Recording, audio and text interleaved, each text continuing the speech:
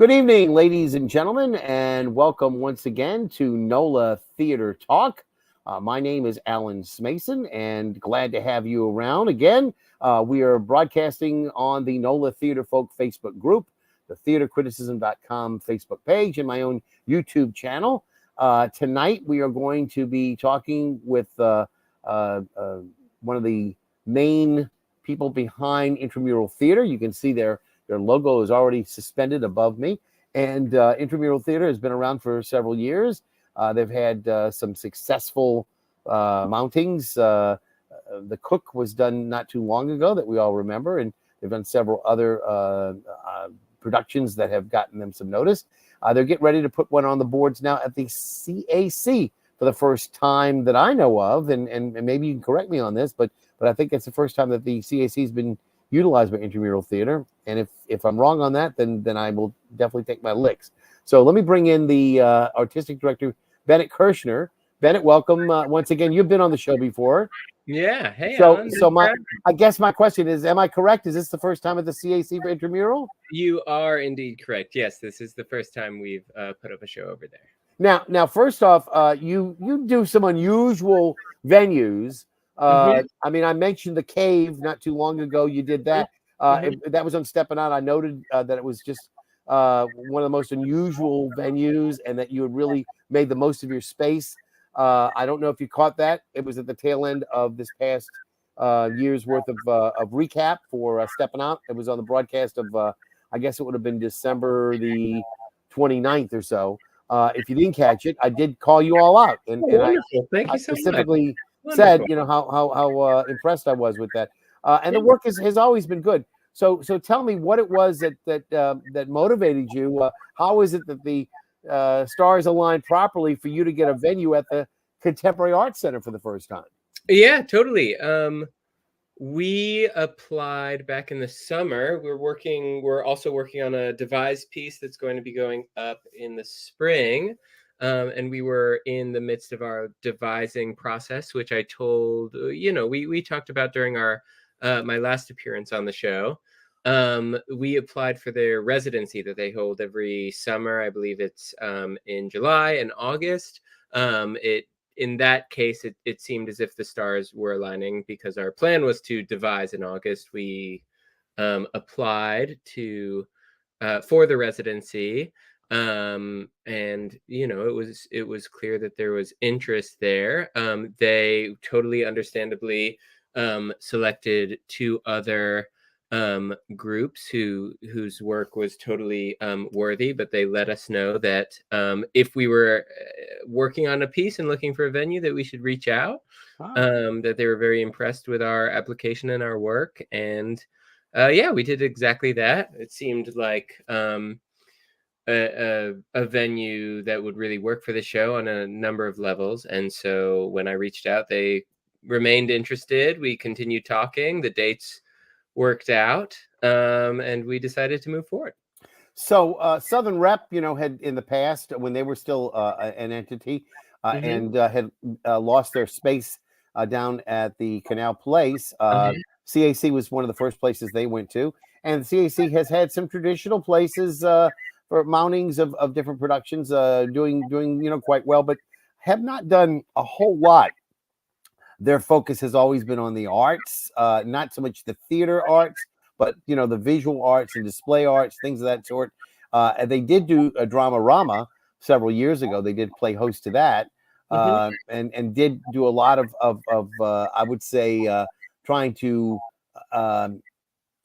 maybe put the seeds out there of different prospective works that were going to be maybe mounted later on at other theaters, and it was a really good opportunity for people to kind of like test their works, the first iteration of a particular project to put it out in front of an audience. So that was kind of fun, but they stopped doing that for whatever reasons. They decided it wasn't necessarily what they wanted to do, and they did some other things, and they've been under different kinds of management. So I'm happy to see them allowing you guys to come in. Now, you said, in essence, you lost the opportunity to present last year, but then you won because they said, we were impressed with your work. So try to see if something else in the future work out. So by trying and maybe failing on the first effort, you came back and you tried again and it worked out. So that's fantastic news.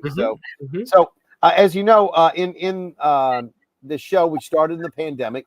We started out trying to connect our theater community because the theater doors were all shut. There was no way possible for us to be able to, as actors or directors or technical people, to gather together to be creative with our efforts. So we always said, we're going to do something to kind of make things happen. And one of the things we thought was that we would connect, with a drink or two to kind of like assuage our feelings. And we kept that. Whenever anybody comes into the studio, we always ask them to please bring in a drink. So tonight, I'm bringing in my French gimlet. Now, you probably don't know what a French gimlet is.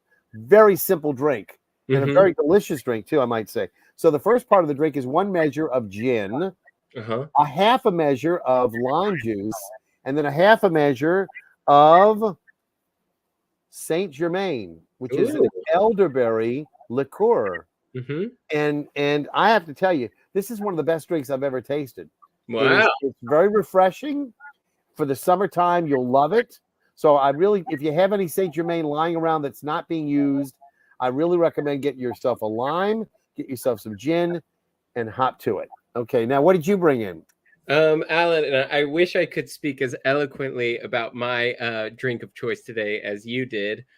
Mine, I imagine you have heard of it and you know exactly what it is. It is a Paradise Park from Urban South Brewery. Here, I'll bring it a little closer so you can. You know what? It's now. Is this a hoppy kind of? No. It's more like an very drinkable, simple American, like a lager at all, or no? Just like no. Not even like a lager, huh? Okay. No, it's very okay. very rudimentary, very easy to drink. I do not, as far as drinks go, have the most refined palate. As long as it's the way I judge a drink is whether it is easy, whether it goes down easy or not. Yeah, well, I think you'll like it. So you're gonna get ready to produce January the 11th through the 22nd.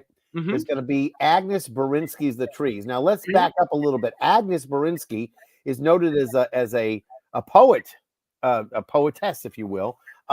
She's not really. She has essays. She's not really noted as what I would call a great playwright. She hasn't had a lot of plays that I've seen in looking up her bio. What drew you to this work? Well, I mean, she is a poet. She's also a playwright. She went to grad school for playwriting at Brooklyn College, and she this play was produced at Playwrights Horizon. So she does have some, she has some pedigree as a playwright for sure. It's funny how I came onto this play. I actually had kind of two different connections to her. One being through my mother, who was her playwriting professor when she was an undergrad. But that's not actually how I first encountered her. My mom and Agnes have remained close actually through the years. They're still dear to each other, and they still support each other in numerous ways. But the way I first encountered Agnes's work was through a dear friend of mine who actually works at Playwrights Horizons. And when I asked her, like, is there a play that you would think I'd enjoy, that you would think I'd like, she immediately thought of this play. She shared it with me with Agnes's consent, and I read it. I loved it. It resonated with me on so many levels. And ever since, I've kind of wanted to produce it, wanted to direct it in some capacity. So that's kind of, and then only later did I discover that Agnes had studied under my mom, and that she and my mom were actually so it wasn't nepotism or any of that. You just happened to coincidentally catch up with her. Oh yeah, no, but also, I'm not, I think artistic nepotism is a beautiful thing, as long as institutional nepotism is problematic. But if you're, I've always, since I was a kid, I've always worked with my family on creative projects. Okay, well, I give you that. So again, in a nutshell, if I were to describe the concept of The Trees, basically it's two siblings. Now you have the the siblings are being played by diverse characters, and both of them apparently take root literally, and they essentially grow into trees throughout the course of the play that they I'm not sure whether or not their limbs, actually sprout or what have you, but they take root and they grow as trees. And I guess they realize they're becoming trees somehow or other, sentiently and in some sort of way. I guess they must intuit that they're no longer human in that regard. Is that right? That is the beginning of that was spot on. What the amendment that I would offer to that is that the play is not so much about their the progression of their transformation into trees. They start the play by realizing they've started growing roots out of their feet, and then from there their lives continue to change. They continue to be impacted by this strange, anatomical anomaly that means that they have to stay in one place for the rest of their lives. But they don't, it's not as if like their branches continue growing, or like they over the course of the play are becoming more kind of like physically tree-like. It tracks a transformation as you're explaining, but it tracks the transformation and the growth, the cultivation of a community around them that supports them, that they support, as is necessitated by this strange new development in their life. So many of us will recognize the fellow on the left, Ian Hawke, right? And he looks a little bit he's got a fuller beard now. I almost didn't recognize him. And Married Life is agreeing with him, obviously. And now the other actor, I know I've seen her in a couple of things. Can you tell me a little bit about who that is and what she's doing? Yeah. So that's Rebecca Gordon-Kirk. I'm delighted to be working with her. She's a fabulous collaborator. She's playing the part of Sheila. And he plays David, the brother. Yeah. So this is the brother and the sister. And I don't want to give up too much about it, but this isn't obviously I'm sure it strikes the eye that we have a black actor and a white actor as a brother and sister. This is not like a question of colorblind casting. This was a very intentional choice. It's written into the script, right? This was the playwright's vision that we are honoring. It's not like we have applied a certain concept to it. This is an integral part of the script, which I won't give up. Yes.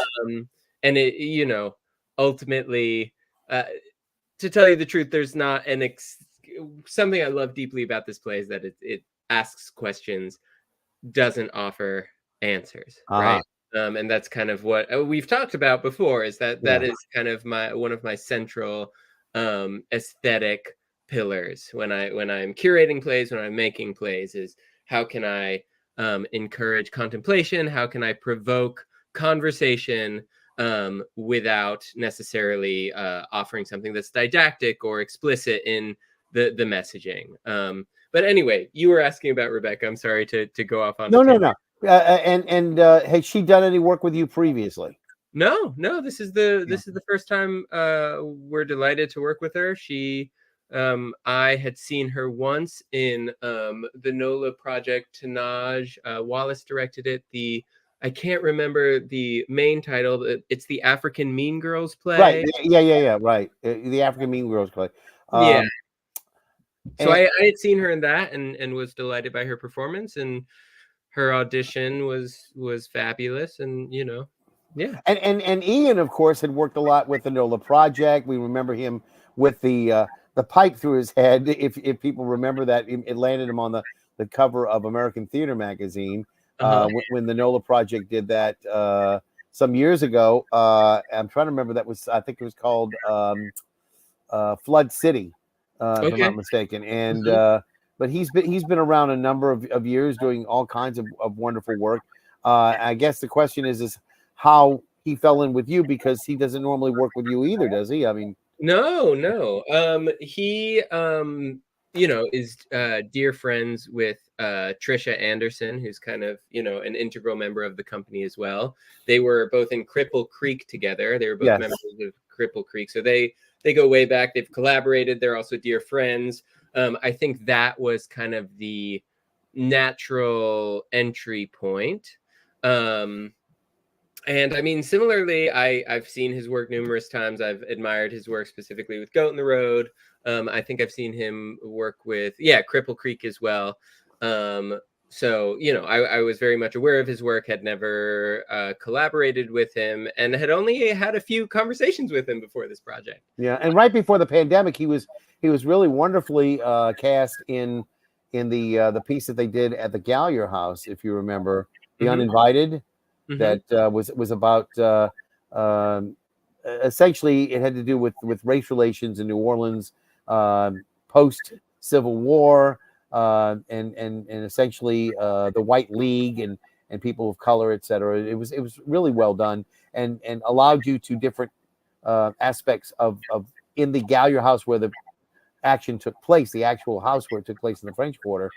You were able to see it from the perspective of the servants, the people of color, and then you were able to see it from the other people, the Gallier family, and see the same action. It was very well done. I really thought that they did a great job with that.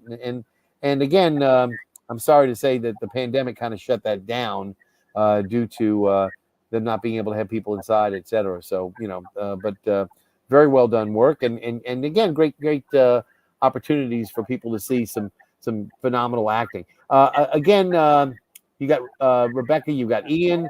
Some of the other people who are in the cast. This is not a small cast. I thought it might only be 2 people or 3 people, 4 people, maybe. You got a bunch of people in here. They play the siblings, but you've got. Tell me a little bit about some of the other members of the cast. Yeah, I mean, it's a cast of 15 people. It's a people of people came out for the audition, and so great. So if those are the trees, what are the other people? What are they?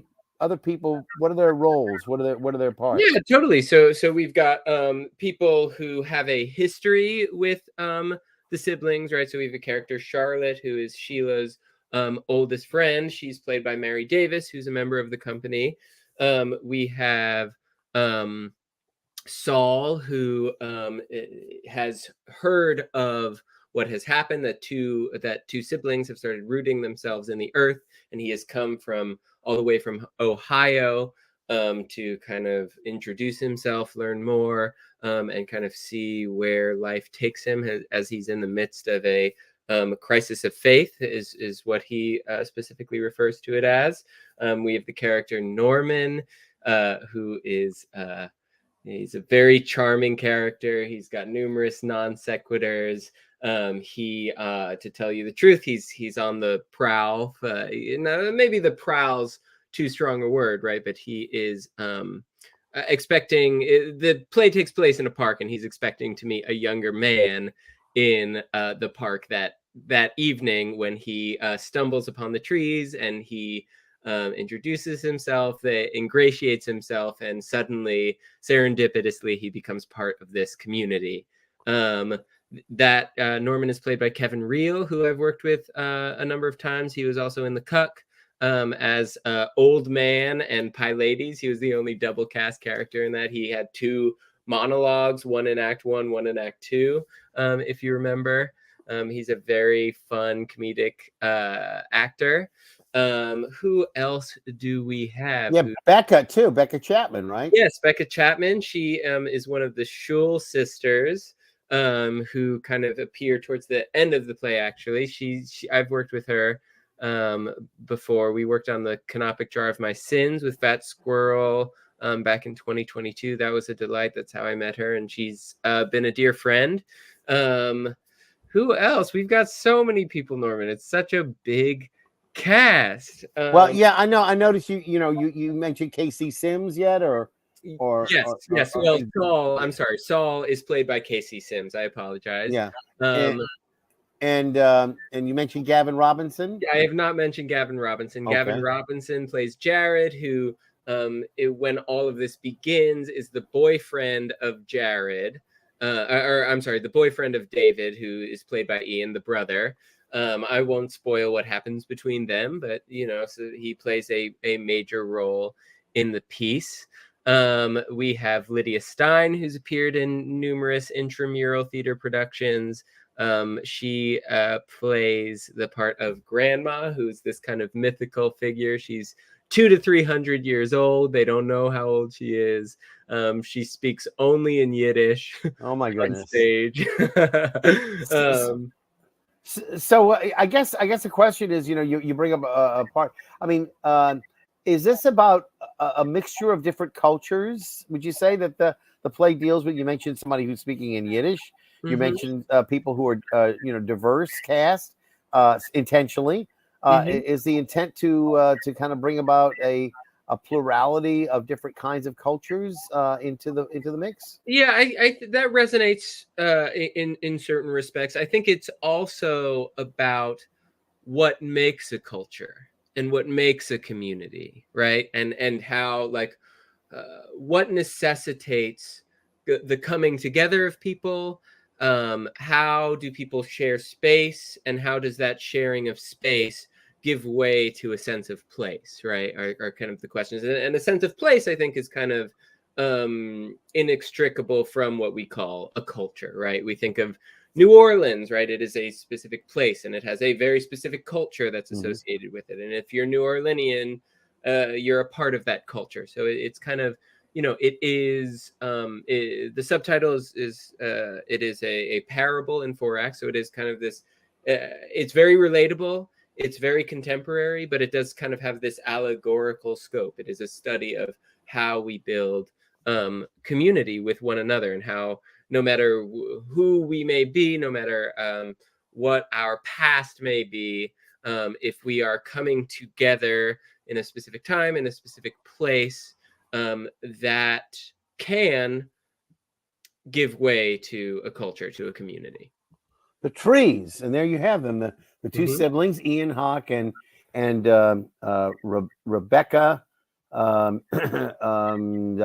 Gordon Kirk, and she was in Schoolgirls, or the Mean Girls African play that they had. That was, again, we hope that you'll get a chance to check this out. First off, anybody who is in the theater community should know that they are going to be holding an pay as you can night, which is the opening, I guess you might call it the preview night, or whatever, the 11th, the first night. So anybody who's in the theater community who says, gee, I don't know if I can afford to go, you're going to allow people to go from the community as long as they can come up with something, hopefully, to help out. I mean, if they come up with nothing, that's fine. Come on out. We more than anything else, we do this out of joy. We do this out of passion. The priority, obviously, we're not making money off of this, but the priority is to make sure that to share this message, to share this art that we care about so much with our community. And Intramural Theater, you've been around a few years now, and I mentioned that you were sort of under my radar for a while, because I hadn't seen a lot that you were doing, and then all of a sudden you were there. And again, a lot of the bigger name theaters tend to get a little bit more of my attention, only because of the fact that there's only so many of days available for me to see shows, and when somebody else comes up and says, oh, we're doing something too, I have to kind of make my way to go see it, which is good and bad. I mean, it should be, my intent is to go to see everything, but it shouldn't be hampered by the fact that I'm having to go to all the other shows too. But I do recognize pragmatically that it's difficult for me to kind of schedule things when I have other things that are happening. And, during this time of year, it's also becomes problematic for me because of the work that I do with Carnival, with carnival balls, etc. Of course. But and that's another aspect of my dramatic side that I won't go into right now. Tell me though, how many seasons is this for you? Alan, to tell you the truth, we've never made a season announcement. We've never called it a season. I think, the name Intramural, it refers to many elements of what makes us what we are. But one of those is that we are we don't necessarily ascribe to the same expectations that a typical professional theater company does, right? So But we have existed since 2015. Reason I ask is and again, part of that has been with the pandemic. But I guess the question I'm asking is is this the end of your season, or is this the beginning of the season, or do you have a season? Are you planning? You mentioned you're planning something else in the CAC down the road. Are there any other things that we should know about after this particular trees presentation? Absolutely, yeah. It's a great question. The answer is, I think, practically, yeah, we do have a season. I guess we just don't for whatever reason. Maybe we're lazy, maybe we're irreverent. I don't know what it is, but for whatever reason, we don't call it a season. But we are yes, we're doing the trees this month, obviously. And then in May, we'll be doing our newest devised piece, which is as yet untitled, but we kind of concocted that together back in the summer. And we will be workshopping it over the coming months, kind of as we put together our first draft of the script, and then we'll be sharing it with the city in May. That's the expectation. Well, it sounds to me like you got a firm handle on what you're intending to do, and whether you have a season announcement or not does that doesn't matter. It really is excess. But the fact is that you're concentrating on putting out things that you want to and trying to get people involved. I mean, 15 people is a pretty noble group of people that you've got to, and then that's not counting the tech people, right? The 15 that you're talking about.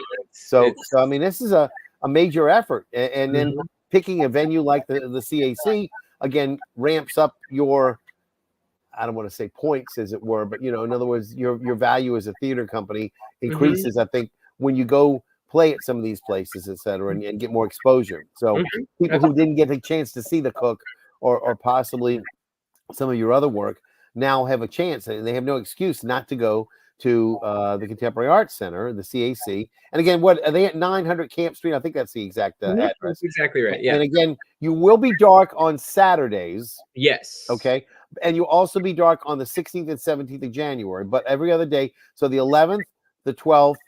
I don't know when the Saturday is. Is it the 11th to 12th, the 14th, the Sunday we'll have two shows, a matinee and an evening performance. Okay. Monday, which I guess would be, the 11th, the 15th, right? The 15th, the 14th, the 15th, exactly. Right. Yeah. And then dark on the 16th and the 17th, right? And then you're going to open up again on the 18th. No, that's the 18th and 19th. Whenever that Saturday is, you'll be dark all the way up to the 22nd, right? So 18th to the 22nd, except the Saturday, whatever that is. With two performances on Sunday, on the Sunday. Yeah. Okay. So that's what I got. Sunday matinees are at 2:00, but every other performance is at 7:30. And by the way, the doors will open a half hour before time. So if it's a 7:30 performance, 7:00, and obviously 2:00, 1:30. So that pretty much tells the tale. The Trees by Agnes Bornisky. Again, our guest tonight has been Bennett Kirschner. Bennett is, and am I correct? Artistic director with the right title? Artistic director of Intramural Theater, and Intramural Theater has been on the scene, as he mentioned, since 2015. And we appreciate your being with us. We are, happy to host you, and we did before. We will continue to do so. Let me know whenever it is that you're going to be doing something, and especially with the improvised piece that you're talking about doing in May at the CAC. I'd love to know a little bit more about that. Just in a nutshell, if you can just give me a couple of parting words, is there anything that we should know about the Trees that'll maybe pique our interest, make people want to go a little bit more than anything I've said or didn't say already? We live in a moment that is fraught with, I think, tension. I think there's a lot of sadness. I think there's a lot of pain. And this, more than anything else, is a very tender, sweet play at its core. If you're looking for an injection of warmth, if you're looking for just something, an evening of theater that makes you feel held in that very tender way, then this is this is exactly for you. Thank you very much, Bennett, and appreciate it. Bennett Kirschner with us tonight on NOLA Theater Talk. My name is Alan Smason, and I want to thank you all for being with us. We broadcast on the NOLA Theater Folk Facebook group, on the theatercriticism.com Facebook page, and on my own YouTube channel. And again, I'll see you at the theater.